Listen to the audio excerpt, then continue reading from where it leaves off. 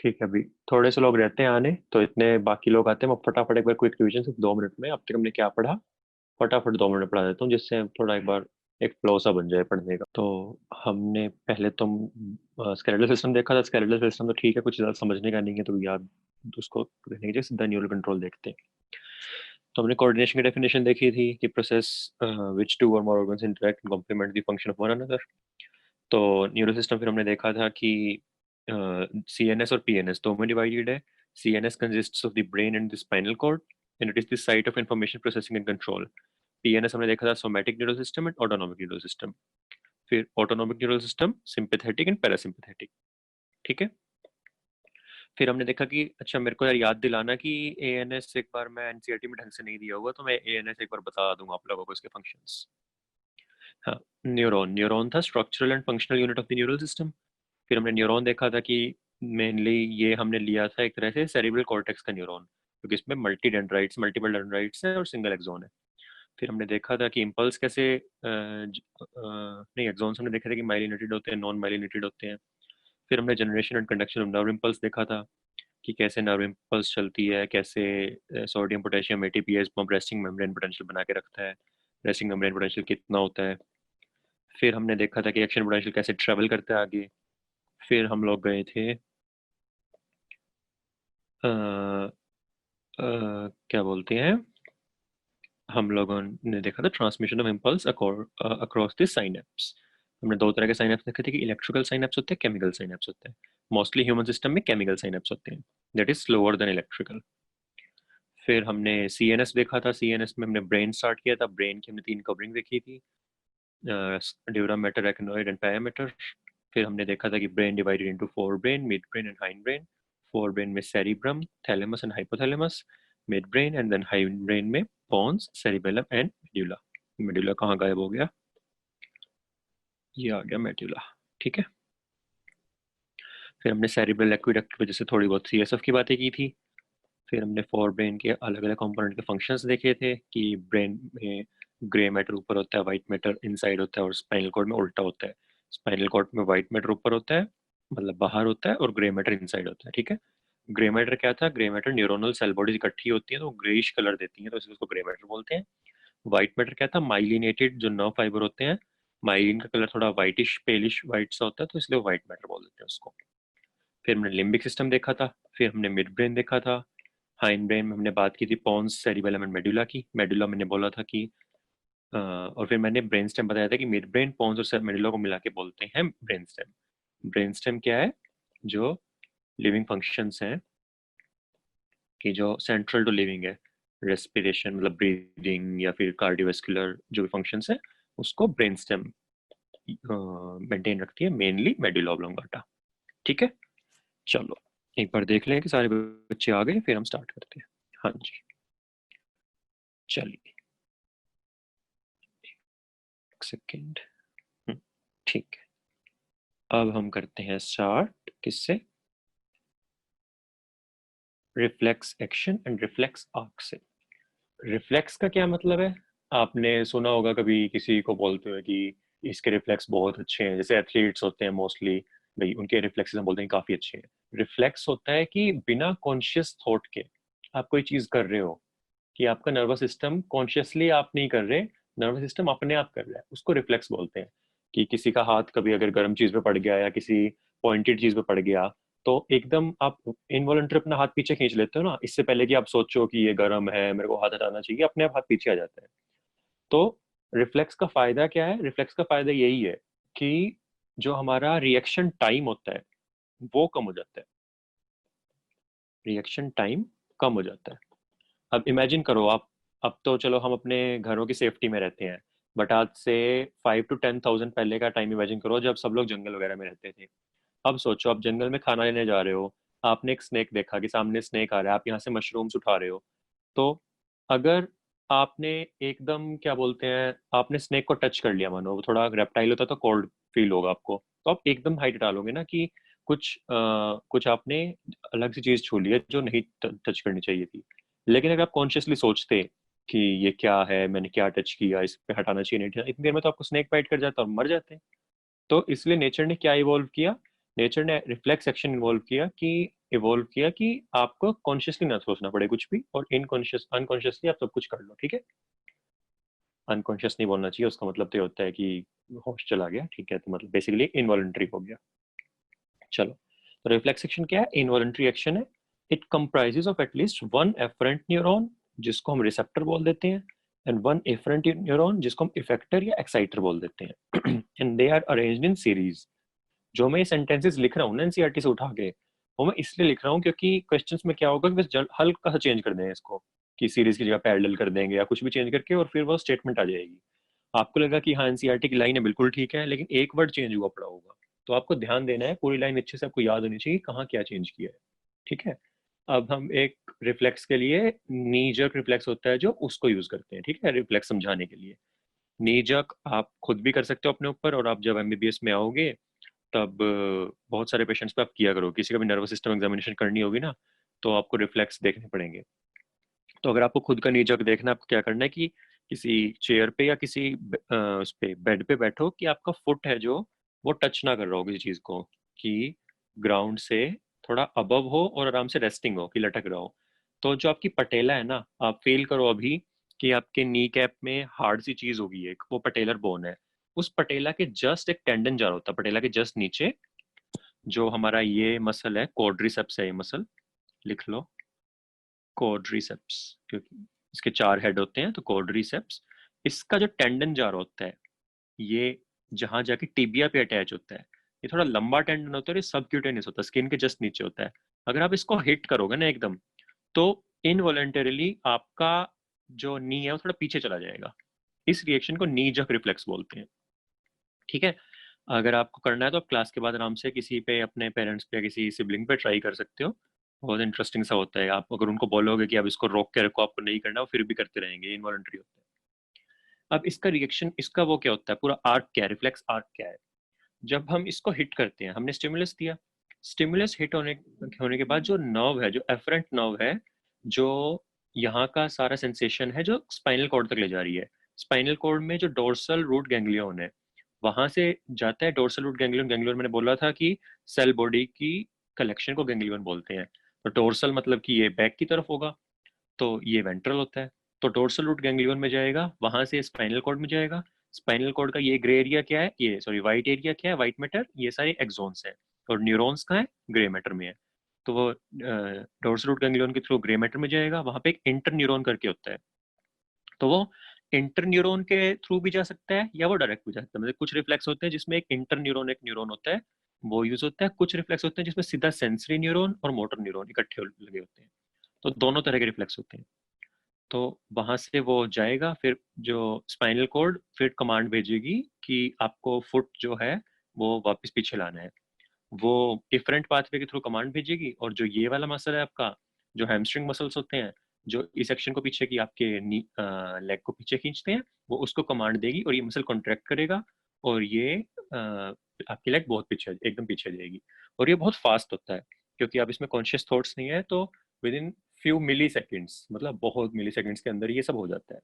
इसी को हम रिफ्लेक्स आर्क भी बोल देते हैं। ये एक आर्क बन रही है ना, इसको रिफ्लेक्स आर्क बोल देते हैं, ठीक है। चलो, रिफ्लेक्स हो गया। अब हम बात करते हैं सेंस ऑर्गन्स की, सेंसरी रिसेप्शन एंड प्रोसेसिंग की। तो सेंसरी ऑर्गन्स, हमें पता है कि हमारी सेंस मेनली क्या क्या है। हमारी आईज हैं जिससे हम देखते हैं, नोज है जिससे स्मेल करते हैं, टंग है जिससे टेस्ट करते हैं, ईयर है जिनसे हम सुनते हैं, ठीक है। तो सबसे पहले हम बात कर लेते हैं नोज की। तो जो हमारी नोज है, it contains mucus coated receptors. Nose के दो फंक्शंस होते हैं, आपको पता ही है, एक तो ब्रीदिंग होती है और एक स्मेलिंग होती है। यहाँ पे हम बात कर रहे हैं जो ऑल्फैक्टरी फंक्शन है, यानी कि स्मेल करना, उसकी बात कर रहे हैं। तो कुछ स्पेशलाइज्ड सेल्स होते हैं जो म्यूकस कोटेड रिसेप्टर्स, मतलब उनके साथ अटैच होते हैं, ठीक है, which are specialised for receiving the sense of smell and are called olfactory receptors. Olfaction का मतलब है स्मेल। और they are made up of olfactory epithelium that contains 3 kinds of cells. अब ये मैंने शेप ऐसी बनाई है, ऐसी शेप होती नहीं है, लेकिन एनसीईआरटी में जो लिखा है उसको याद करने के लिए क्या बनाया मैंने बीन शेप बना दी और पेयर बना दी है। क्योंकि उन्होंने लिखा है olfactory bulb के लिए कि olfactory bulb क्या होता है, a pair of broad bean sized organs called olfactory bulb which are extensions of brain's limbic system। जो हमने लिम्बिक सिस्टम ऊपर पढ़ा था ना, उसकी एक्सटेंशन है ये। olfactory bulb, pair of broad bean shaped organs, ठीक है। और जो हमारे olfactory epithelium के न्यूरॉन्स हैं, they are in contact with the outside environment. बहुत कम वो होते हैं हमारे न्यूरॉन्स जो आउटसाइड एनवायरनमेंट कॉन्टेक्ट में होते हैं, उनमें से होते हैं न्यूरॉन्स ऑफ olfactory epithelium। वो जाके यहाँ पे भेजते हैं और फिर ये हमारे कॉर्टेक्स में जाती है, ठीक है। चलो, ये बात होगी नोज की। अब आपको इससे ज्यादा नहीं पढ़ना नोज के लिए। बाकी हम आते हैं टंग पे। गस्टेटरी होता है टेस्ट के रिलेशन में, जो भी वर्ड होगा गस्टेटरी बोलते हैं। तो जो हमारी टेस्ट बर्ड्स होती हैं उनके ऊपर गस्टेटरी रिसेप्टर्स होते हैं। मैंने डाइजेशन में बताया था कि टंग के ऊपर पेपिला होते हैं और कुछ पेपिला होते हैं जिनके ऊपर टेस्ट बर्ड्स होते हैं, ठीक है। और उन टेस्ट बर्ड्स के ऊपर गस्टेटरी रिसेप्टर्स होते हैं।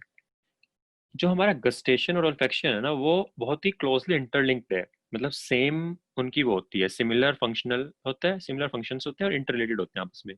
तो आपने कभी ध्यान दिया होगा, अगर आपको कोल्ड है कि आपकी स्टफी नोज है। स्टफी नोज क्यों होती है? कि जो नोज के अंदर ब्लड वेसल्स हैं वो हो जाती हैं, क्या बोलते हैं, डायलेट हो जाती हैं और वो उसको फिल कर देती हैं। तो इसलिए कुछ भी वहां से पास नहीं हो पाता। तो इसलिए अगर स्टफी नोज में जो हम स्प्रे बोलते हैं ना कि ओट्रिविन स्प्रे ले लो या स्प्रे ले लो, वो वैसो कंस्ट्रिक्टर होती हैं। वो स्प्रे जाके इन वेसल्स को कंस्ट्रिक्ट कर देते हैं। तो आप सोचो कि किसी को स्टफी नोज है, तो कोई भी जो ओल्फैक्टरी पार्टिकल्स हैं वो बंदा ले नहीं पा रहा अंदर, वो नोज से ब्रीथ नहीं कर पा रहा।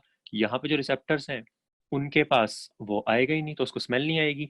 लेकिन अगर आपने कभी ध्यान दिया होगा, कोल्ड में या स्टफी नोज में अगर आप खाना खाते हो तो आपको खाने का टेस्ट नहीं आता। अच्छा, आपको ऐसा लगता है कि खाने का टेस्ट ही नहीं आ रहा मुझे। वो इस वजह से होता है क्योंकि गस्टेशन बहुत क्लोजली लिंक्ड है ओल्फैक्शन से। तो जब तक आपको खाने की अच्छे से स्मेल नहीं आएगी, जब तक आप खाने को अच्छे से ऑल्फैक्शन नहीं होगी, तब तक आपको उसको टेस्ट भी नहीं आएगा, ठीक है। चलो, अब मेन दो वो हैं ऑर्गन्स जिनकी हम बात करेंगे आज। उनमें से फर्स्ट है आई। ईयर की हम शायद कल बात करेंगे, क्योंकि आई थोड़ा समझने वाला है, दोनों ही काफी अच्छे समझने वाले हैं।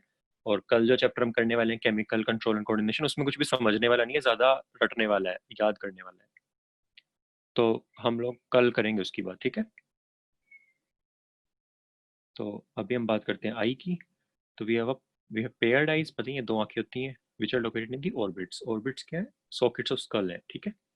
तो अब हम पार्ट्स ऑफ आई पे आते हैं। अब ये डायग्राम मैंने एनसीईआरटी से उठाया है, बट थोड़ा मैंने इस पे चीजें लिखी हैं एक्स्ट्रा, तो बड़े ध्यान से देखो कि आई हमें नियरली स्फेरिकल स्ट्रक्चर दिख रहा है आपको। और फिर जो वॉल आई बॉल की, उसमें 3 लेयर्स होती हैं बाहर से अंदर। मैं बताता हूँ। Outer most layer is sclera. Sclera is compose of dense connective tissue. फिर उसके नीचे में कौन सी है? उसके नीचे choroid. Choroid contains blood vessels, और ब्लड वेसल जहाँ भी होती है वो ब्लूइश लगता है। So it looks bluish. और इसका जो पोस्टीरियर 2/3 पोर्शन है वो थिन होता है। जो एंटीरियर 1/3 है, ये वाला पोर्शन है, वो थिक होता है। और ये एंटीरियर 1/3 में सीलियरी बॉडी बनाती है। सॉरी, हाँ, सीलियरी बॉडी बनाती है और फिर आइरिस बनाती है, ठीक है। तो थिक में पहले इसने सीलियरी बॉडी बनाई, फिर आइरिस बनाई। और आइरिस होता है, वो होता है हमारा visibly coloured portion. Visible coloured portion जो आपको पता है ना, किसी की ब्राउन आई है या किसी की ब्लू आई है या किसी की black आई है, ग्रे आई है, ये सब आइरिस डिपेंड करता है। जिस कलर का उसका आइरिस होगा उस कलर की हम बोल देते हैं उसकी वो आई है, ठीक है। और ये तो हमने जैसे एक सेक्शन लिया हुआ है ना, अगर आप इसको पूरा ऐसे सामने से देखोगे तो ये आइरिस है, ये पूरा आइरिस है, और इसके बीच में ये जो खाली पोर्शन ना जहाँ से लाइट अंदर जाती है, ये प्यूपिल है। तो प्यूपिल आपका क्या होता है? आइरिस के आगे जो एक डायफ्राम है, मतलब खाली जगह है, वो है प्यूपिल। और प्यूपिल का साइज कम ज्यादा हो सकता है, वो आइरिस के मसल्स को उसको वो करते हैं, कंट्रोल करते हैं कि साइज कितना कम करना है, कितना ज्यादा करना है। तो अब आपको साइज ज्यादा कब करना होता है? अगर आप मानो डार्क में हो, आप अंधेरे में देख रहे हो, तो आपका प्यूपिल बहुत अच्छे से डायलेट हो जाएगा। प्यूपिल कंट्रोल करेगा कितनी लाइट अंदर जा रही है आपकी आई के। तो अगर आउटर एनवायरनमेंट में लाइट बहुत कम है तो फिर आपका प्यूपिल चाहेगा कि जितनी भी है उतनी अंदर चली जाए, तो प्यूपिल बहुत मैक्सिमली डायलेटेड होगा। तो इसीलिए अगर आपने कभी नोटिस किया हो कि अगर आप रात को सोना चाह रहे हैं और अंधेरा कर रखा है आपने, और आपको कभी मानो प्यास लगी है या वॉशरूम जाना है, आप उठते हो एकदम, जैसी लाइट ऑन करते हो तो आंखें एकदम बंद होने लग जाती है ना आपकी, आपको चुभती है लाइट। वो इसलिए क्योंकि आपका प्यूपिल इतना ज्यादा डायलेटेड होता है। और जैसे ही आप लाइट ऑन करते हो तो एकदम फ्लडिंग ऑफ लाइट होती है, सारी लाइट एकदम अंदर जाती है। तो आपके प्यूपिल को एकदम टाइम नहीं मिलता कि वो कंस्ट्रिक्ट कर जाए। तो इसलिए बीच में 2-3 सेकंड का गैप होता है, जब आपको लगता है कि बहुत ज्यादा लाइट चुभ रही है, वो यही टाइम होता है जब प्यूपिल कंस्ट्रिक्ट कर रहा होता है। तो अगर लाइट आप वो करते हो, ब्राइट लाइट आती है तो फिर प्यूपिल कंस्ट्रिक्ट कर जाता है। ठीक है। अब एक लेंस होता है हमारी आई में, कौन सा लेंस होता है पता ही होगा आप लोगों को, कॉन्वेक्स लेंस होता है, क्योंकि ये रेटिना पे फोकस करता है। और एक चीज़ याद रखना, दी नहीं हुई, मैं बता रहा हूँ कि जो मैक्सिमम वो होती है फोकसिंग ऑफ लाइट होती है वो कॉर्निया करता है। मतलब कॉर्निया पहले फोकस करता है, फिर लेंस के पास जाती है, फिर लेंस और फोकस करता है। लेकिन जो पावर होती है ना वो कॉर्निया की ज़्यादा होती है एज कम्पेयर टू लेंस। तो ये चीज़ याद रखना कि ऑल्दो लेंस हमारे पास एक स्पेशलाइज्ड है, फिर भी कॉर्निया की पावर से ज़्यादा होती है। ठीक है। कॉर्निया का एक और बता देता हूँ कि कॉर्निया की ब्लड सप्लाई नहीं होती कोई, नो ब्लड सप्लाई। तो अगर ब्लड सप्लाई नहीं है तो फिर नो ल्यूकोसाइट्स। अगर कोई ल्यूकोसाइट नहीं है तो इसका मतलब है कि नो इम्यून फंक्शन। तो अगर इसीलिए हम बोलते हैं कि कॉर्निया की ग्राफ्टिंग होती है ना, जो कि मानो किसी पेशेंट को कॉर्नियल ब्लाइंडनेस है, जिसका कॉर्निया ओपेक है, तो हम किसी डेड बॉडी से फ्रेश, किसी अगर कोई ब्रेन डेड है पेशेंट, उसका कॉर्निया हम इस पेशेंट को दे सकते हैं बिना मैचिंग के या बिना किसी भी दिक्कत के, क्योंकि हमें मैचिंग क्यों करनी होती है कि जिससे इम्यून रिएक्शन ना हो जाए, कि रिजेक्शन ना कर दे उसकी बॉडी उसकी। लेकिन वहां तक तो आरबीसी और डब्ल्यूबीसी पहुंच ही नहीं सकते थे, कोई इम्यून रिजेक्शन का मतलब ही नहीं है। इसलिए कॉर्निया की ट्रांसप्लांट के लिए कोई भी मैचिंग या किसी भी चीज़ की जरूरत नहीं होती, किसी का कॉर्निया कहीं भी लगा सकते हैं। ठीक है। चलो। और जो लेंस होता है वो कुछ लिगामेंट्स होते हैं सीलियरी बॉडी से अटैच करके रखते हैं, जो लेंस को वो करते हैं, क्या बोलते हैं, लेंस को अटैच करके रखते हैं। और लेंस का भी जो पावर है ना वो फिक्स नहीं होती, वो भी थोड़ी कम ज़्यादा हो सकती है। अगर लिगामेंट्स कॉन्ट्रैक्ट करेंगे तो पावर थोड़ी चेंज हो जाएगी। ठीक है। तो लेंस हमारा वो नहीं होता। फिर बात होती है जो इनर मोस्ट लेयर है हमारी रेटिना, वो सबसे इंपॉर्टेंट है, उसको ढंग से पढ़ो। रेटिना में 3 लेयर ऑफ सेल होती है, गैंग्लियन सेल्स, अरे ये क्या हुआ, एक second, ganglion cells, bipolar cells और फोटोरिसेप्टर सेल्स। ये इनसाइड टू आउटसाइड है, याद रखना।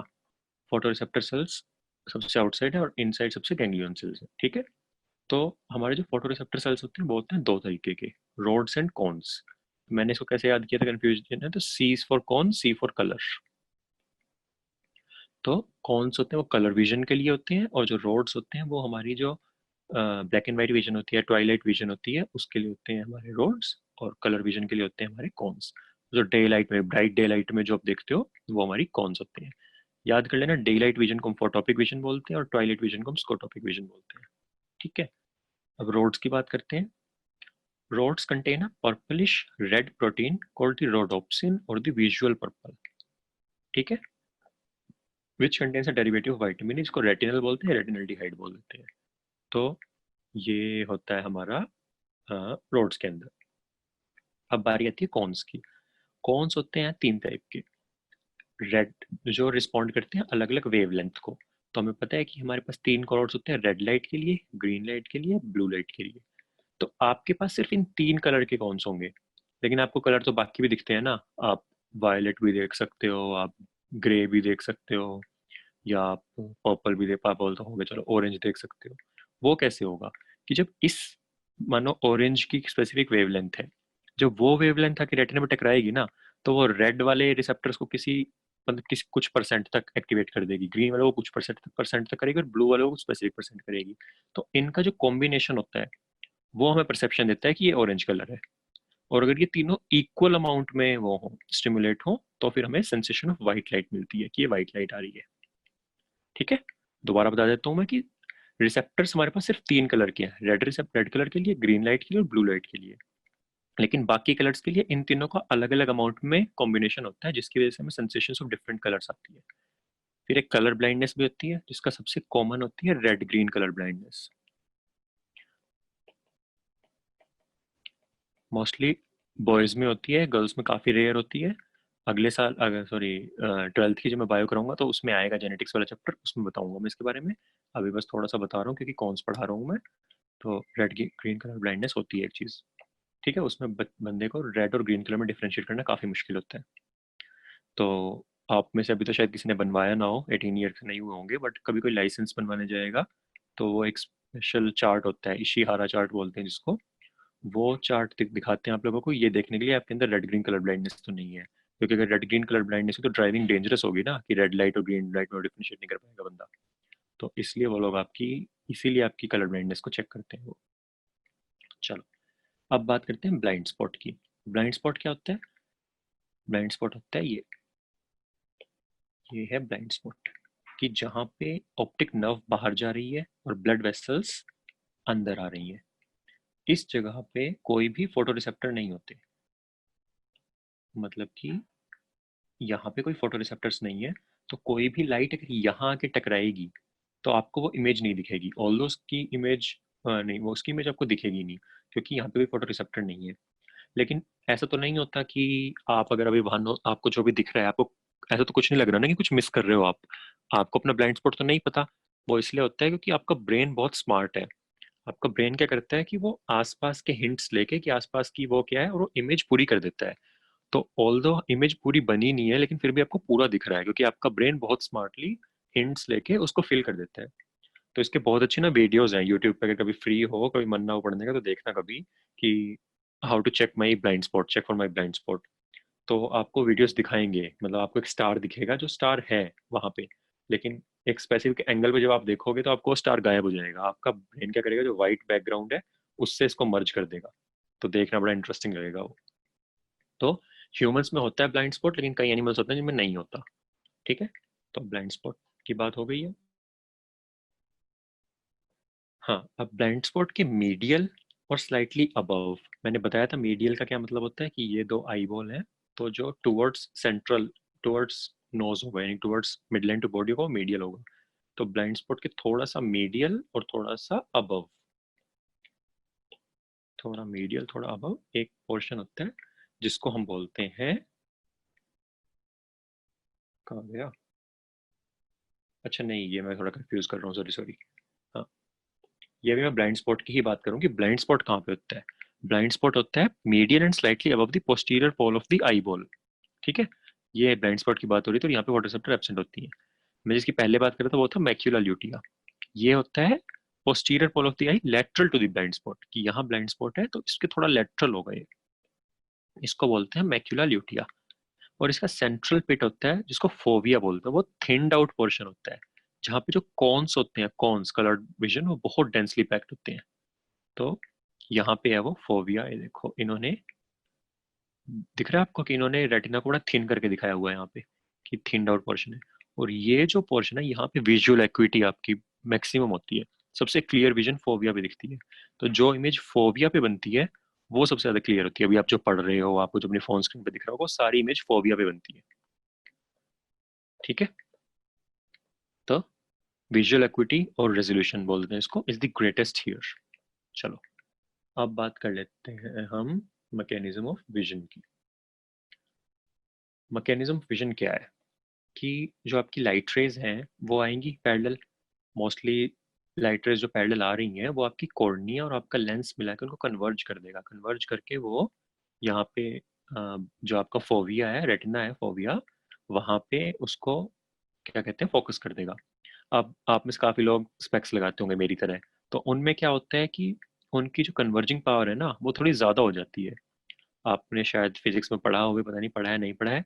तो उनमें क्या होता है कि कन्वर्जेंस थोड़ी रेटिना से पहले ही हो जाती है, तो इमेज यहाँ बन जाती है, तो आपकी इमेज क्लियर नहीं बनती इसलिए।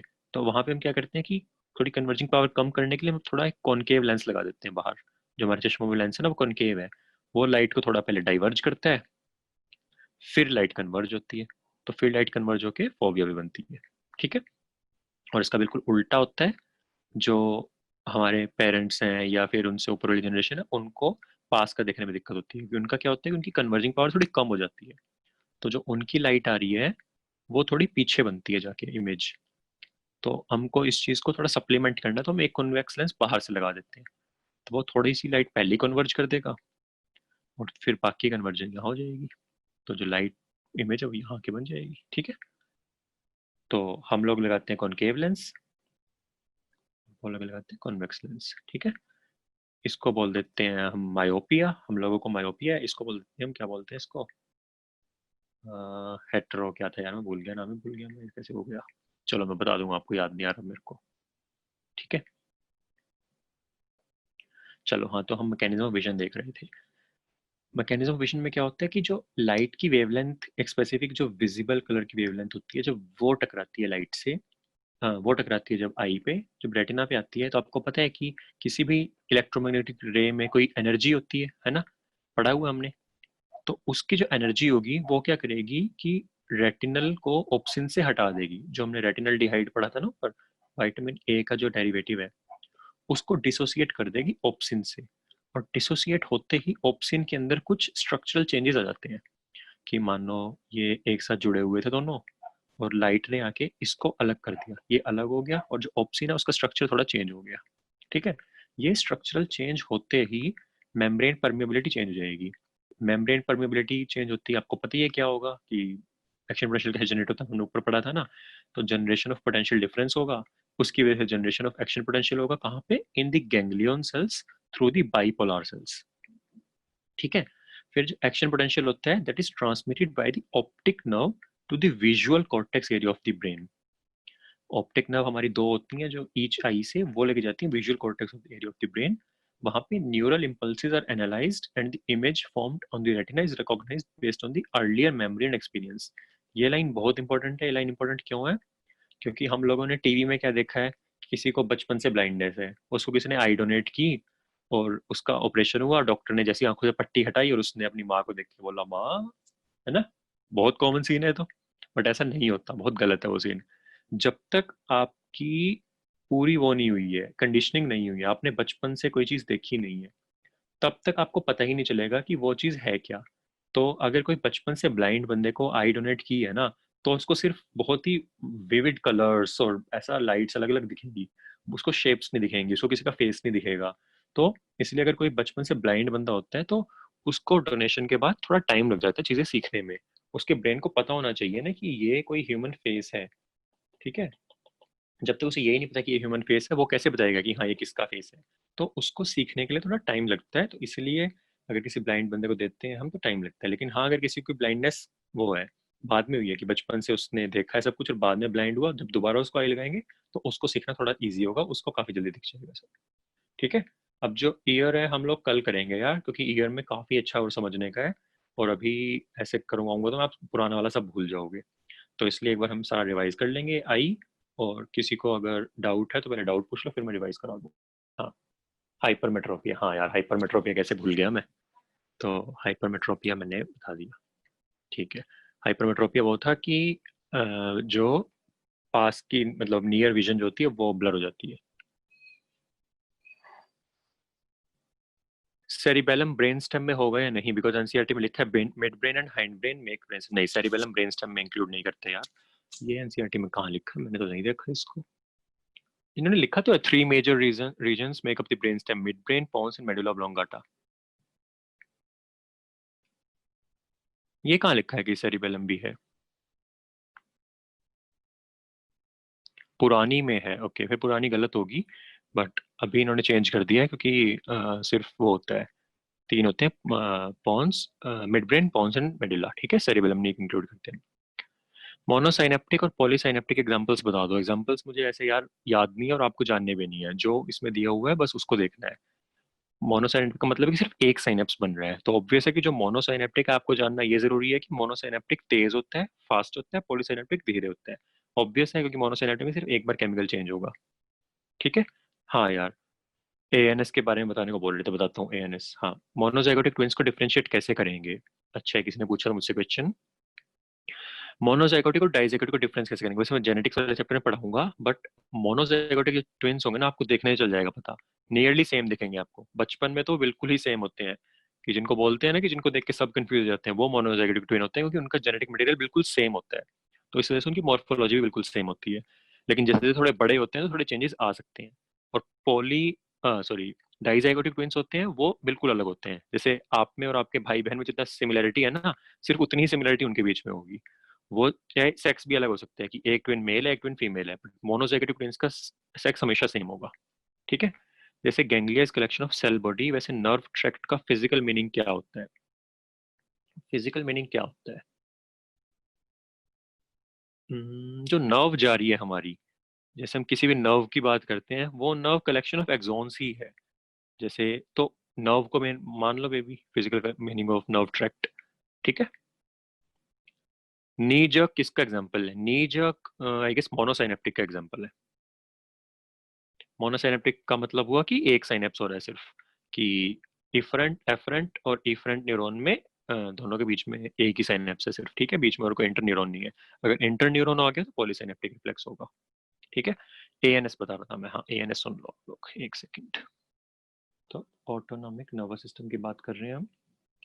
ANS it is divided into sympathetic and, एक सेकेंड यार पेंसिल क्यों नहीं चल गई।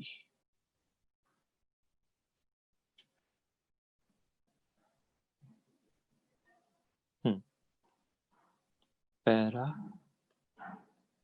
सिंपैथेटिक, ठीक है। तो अब जो हमारा एएनएस सिस्टम है दो में डिवाइडेड है, सिंपैथेटिक में पैरासिम्पैथेटिक में। इस सिस्टम का फायदा क्या होता है कि आपके जो भी चेंजेस लाने हैं बॉडी में उनके लिए काफी इजी रहता है। जैसे जैसे मैंने उस दिन शेर का एग्जांपल देके बताया था ना, कि आपको मानो आपके सामने शेर आ गया तो जो सिम्टम आपका एक्टिवेट होगा वो होता है सिंपैथेटिक सिस्टम। तो सिंपैथेटिक सिस्टम क्या होता है?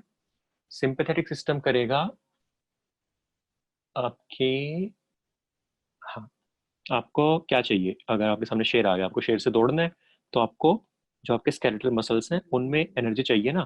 तो जो स्केलेटल मसल्स में ऑक्सीजन डिमांड को सॉरी एनर्जी डिमांड बढ़ी हुई है तो वहाँ ब्लड फ्लो बढ़ा देगा वो। तो वो आपकी जो स्केलेटल मसल ब्लड वेसल्स हैं उनको डायलेट करेगा। और आप उस टाइम आपको डाइजेशन जैसे उस पे क्या बोलते हैं, प्रोसेस पे अपनी एनर्जी वेस्ट नहीं करनी, तो डाइजेशन वाली मसल्स को वेसल्स को कंस्ट्रिक्ट कर देगा। फिर आप चाहते हो कि आपको सारे क्यूज मिले, कि आप सब कुछ अच्छे से बहुत क्लियरली देख पाओ, तो उसके लिए आपको क्या चाहिए? आपका प्यूपिल डायलेट होना चाहिए भाई, जितनी जितनी ज्यादा लाइट अंदर जा सकती है उतनी जाए, तो आपका प्यूपिल डायलेट करा देगा वो, ठीक है। तो ये सारे फंक्शन होते हैं क्या कहते हैं, और बाकी आपका जो डाइजेशन मैंने बता दिया, एक्सक्रीशन बता दिया। एक्सक्रीशन को भी ये वो कर देता है कि थोड़े टाइम के लिए सब प्रोसेस बंद हो जाएंगे जितने जो लाइफ के लिए इंपॉर्टेंट है, बेसिकली लाइफ सेविंग मेजर्स हैं जो, वो चलने चाहिए उस टाइम सिर्फ। तो अगर आपने कभी देखा हो कि अगर आप कभी एनजाइटी में हो कि कोई एग्जाम होने वाला है, कोई मेजर एग्जाम है जिंदगी का, या कोई इंटरव्यू है, कुछ भी है, तो आपको पता चलेगा कि आपका माउथ ड्राई हो जाता है। वो क्यों होता है? क्योंकि सिंपैथेटिक सिस्टम एक्टिवेट हो जाता है। सिंपैथेटिक सिस्टम क्या करे? डाइजेशन को रोक रहा है। डाइजेशन रोक रहा है तो सलाइवरी ग्लैंड की सिक्रेशन भी कम करा देगा, तो आपका माउथ ड्राई हो जाएगा। फिर आप चाहते हो कि आप ऑक्सीजन अच्छे से ले पाओ, O2 बढ़ जाए, तो O2 बढ़ने के लिए क्या करेगा? वो आपका जो ब्रोंकस है उसको डायलेट कर देगा, है ना। जो आपका ट्रेकिया और ब्रोंकस है उनको डायलेट कर देगा। और आपकी हार्ट बीट को तो बढ़ाएगा ही, मैंने बताया ही था। फिर आपको क्या चाहिए? एनर्जी के लिए तीन चीजें चाहिए होती हैं। क्या क्या होते हैं? ऑक्सीजन होती है, ब्लड फ्लो बढ़ना चाहिए, ब्लड फ्लो, तो हार्ट रेट बढ़ा देगा और ब्लड वेसल डायलेट कर देगा। तीसरा क्या चाहिए आपको? ग्लूकोज चाहिए। तो लिवर में क्या होता है? ग्लाइकोजन होता है ना, जो ग्लाइकोजन को ग्लूकोज में जो कन्वर्जन है इसको बढ़ा देता है वो सिंपैथेटिक सिस्टम आपका। और आपके जो एक मेन चीज होती है कि जो एड्रिनल ग्लैंड है, वहां के जो एड्रिनल मेडुला के हॉर्मोन्स हैं, कौन कौन से हैं? Adrenaline and NOR adrenaline, basically epinephrine NOR epinephrine बोल देते हैं इनको, इनकी सिक्रेशन भी बढ़ा देता है, ठीक है। और इसका बिल्कुल उल्टा होगा पैरासिम्पैथेटिक में। पैरासिम्पैथेटिक आपका क्या करेगा? आपकी हार्ट रेट को स्लो कर देगा, आपके ब्रोंकाई को कॉन्स्ट्रिक्ट कर देगा, आपकी, अब पैरासिम्पैथेटिक मैंने बताया था कि इजी इजी होने के बाद बिल्कुल आप इजी बैठे हो, आपकी लाइफ को कोई टेंशन नहीं है, अब आप बड़े आराम से अपनी बॉडी का मेंटेन कर सकते हो। तो आप डाइजेशन चाहोगे कि आपको अब डाइजेशन कर सकते हो आप, तो वो पेरिस्टालसिस को, जो पेरिस्टालसिस और सिक्रीशन ऑफ आपके डाइजेस्टिव जूस है उनको बढ़ा देगा, ठीक है। फिर क्या कहते हैं, ब्लैडर को कंस्ट्रिक्ट करेगा कि अब आपके पास टाइम है, अब आप जा सकते हो, आपको वॉशरूम वगैरह जाना है, अगर मिक्सचरेट करना है तो ये सब हो जाएगा। तो ये होता है डिफरेंस पैरासिम्पैथेटिक और सिंपैथेटिक में। सिंपैथेटिक जो होता है ना, सिंपैथेटिक सिस्टम निकलता है, सिंपैथेटिक गैंग्लिया की एक चेन होती है। सिंपैथेटिक गैंग्लिया ये होता है थोरेक्स और एब्डोमेन में मेनली, ठीक है। तो वहां से सिंपैथेटिक सिस्टम निकलता है, और जो हमारा क्या कहते हैं पैरासिम्पैथेटिक सिस्टम है, पैरासिम्पैथेटिक सिस्टम निकलता है, ये हमारे मेनली सीएनएस से निकलता है। मतलब ये तो जैसे हमने बाहर आउटसाइड ऑफ ब्रेन बताया ना, कि जब आपने एमबीबीएस में वो खोलोगे, बॉडी खोलोगे, तब आपको दिखेगा कि जो आपका वर्टिब्रल कॉलम है उसके साथ साथ दो चेन्स चल रही होती हैं, जिनको हम पैरासिम्पैथेटिक गैंग्लिया बोलते हैं। तो यहाँ से हमारा सिंपैथेटिक निकलता है, ठीक है। और इसके फंक्शंस मैंने आपको बता ही दिए। अब पैरासिम्पैथेटिक जो हमारा सिस्टम होता है वो निकलता है ब्रेन स्टेम में और सेक्रम में। दो चीज होती हैं बिल्कुल जो अपोजिट एंड पे है। कहाँ है हमारा न्यूरल सिस्टम? अच्छा, मैंने ह्यूमन बॉडी नहीं है क्या इसमें, चलो कोई ना। तो ब्रेन स्टेम जो बिल्कुल ऊपर है और सेक्रम जो बिल्कुल नीचे है, वहां से पैरासिम्पैथेटिक सिस्टम निकलता है, ठीक है। और इन दोनों के बीच से मैं मान लो यहाँ सिंपैथेटिक गैंग्लिया होता है वर्टिब्रल कॉलम के दोनों तरफ। तो इन दोनों के फंक्शंस पूछ लेते हैं, याद रखना। कुछ और याद रखने की जरूरत नहीं है आपको, बस इतना याद रखना है कि सिंपैथेटिक सिस्टम आपका फाइट और फ्लाइट वाला, जो हम कल एड्रेनलिन हार्मोन्स के बारे में पढ़ेंगे ना, उसके बारे में बताऊँ, तब भी उसके बारे में बताऊंगा मैं। भाई आपको अपनी लाइफ सेव करनी है, तो बस लाइन वाला एग्जांपल याद रखना कि सामने शेर आ जाएगा तो सिंपैथेटिक सिस्टम होगा, जो जो आपको चाहिए वो होगा। पैरासिम्पैथेटिक है कि जब आप स्लीपी हो, कि अभी आप खाना वाना खा के आराम से लेटे हुए हो, तो आपको अब जो सिस्टम चाहिए ना वो पैरासिम्पैथेटिक सिस्टम होगा, कि आपकी हार्ट रेट कम हो जाए, आपकी डाइजेशन कम हो जाए, ये सब होगा, ठीक है। और कोई क्वेश्चन हो किसी को तो यार, नहीं तो आज लंबी चल गई क्लास, बस खत्म करते हैं। सर एक्वस चैम्बर बता दो। एक्वस चैम्बर बता दूं आपको? एक्वस चैम्बर और विट्रस चैम्बर रह गया था, ठीक है मैं बता देता हूँ। एक्वस चैम्बर होता है यार आपका आई में, ये वाला पार्ट, लेंस और कॉर्निया के बीच में जो पार्ट होता है वो होता है एक्वस चैम्बर, ठीक है। मैं थोड़ा रब कर दूंगा, ज्यादा गंदा हुआ अपना है, अच्छे से दिखेगा आपको, ठीक है। जो ये एक्वस चैम्बर है जो बहुत आगे है, लेंस के और कॉर्निया के बीच में एक फ्लूइड होता है एक्वस ह्यूमर, उससे भरा होता है ये, तो वो होता है हमारा एक्वस चैम्बर। और ऐसे ही जो हमारे लेंस और रेटिना के बीच में बहुत बड़ा स्पेस है, ये वाला एक्वस चैम्बर, और जो ये बहुत बड़ा स्पेस है यहाँ पे एक जेली लाइक फ्लूइड होता है जिसको बोलते हैं विट्रस ह्यूमर, ये होता है जेली लाइक। और एक्वस ह्यूमर होता है नाम में ये एक्वा, एक्वा का क्या मतलब होता है? वाटर, तो ये होता है वाटर लाइक, ठीक है। तो और ऑब्वियस है ना कि ट्रांसपेरेंट होंगे दोनों, मतलब ये चीज बताने वाली तो है नहीं। अगर लाइट को यहाँ से यहाँ तक जाना है तो सारा कुछ ट्रांसपेरेंट होना चाहिए ना मीडिया, तो सारा कुछ ट्रांसपेरेंट होता है, एक्वस ह्यूमर भी और विट्रस ह्यूमर भी, ठीक है।